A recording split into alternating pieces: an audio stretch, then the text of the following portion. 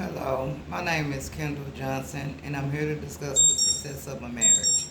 One of my favorite classic movies is When Love Is Not Enough, which is based on the true story of the enduring but troubled love between a wife and her alcoholic husband.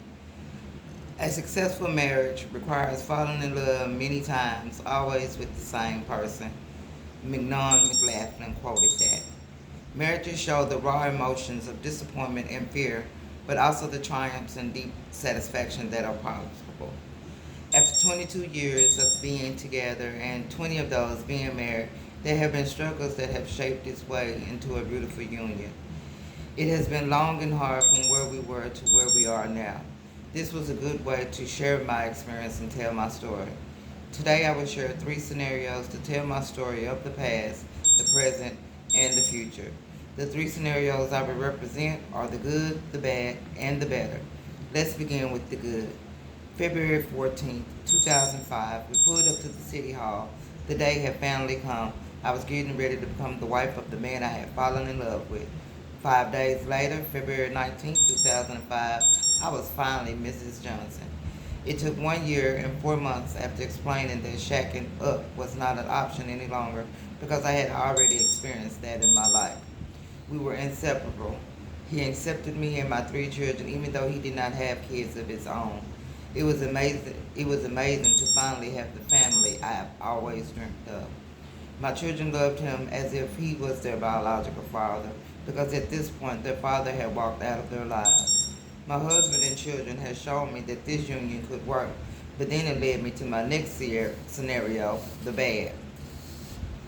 No one said that after the newlywed stage is over, the trials and the tribulations will begin. The arguing, the disagreements, the struggle of staying married. This became the longest and the hardest phase of marriage. The biggest argument was not being able to give the biggest argument was not being able to give my husband children. Even though the discussion was had before marriage, his feeling had changed within the marriage. Through counseling and putting in the work, after 15 years, we finally got the gist of it. We also had to learn to love every version of us in the different stages of our lives. While I am happy in my marriage, I understand that the work is never done, which leads me to my last scenario. For the better, the future. My vision of the future of my marriage is to grow old and to still only have eyes for him.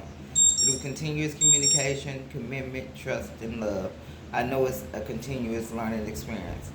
Like many marriages that have weathered the storm, I continue to weather mine with talks, quality time, listening, and communicating. I pray to grow old with him, watching our kids, raise our grandchildren, and being able to eventually meet our great grandchildren. Here are a couple of things I would like for you to consider when it comes to your marriage. When you think of your marriage, has it been perfect throughout? What are things you think you can do differently to make your marriage better? We are all trying our best to keep our marriage.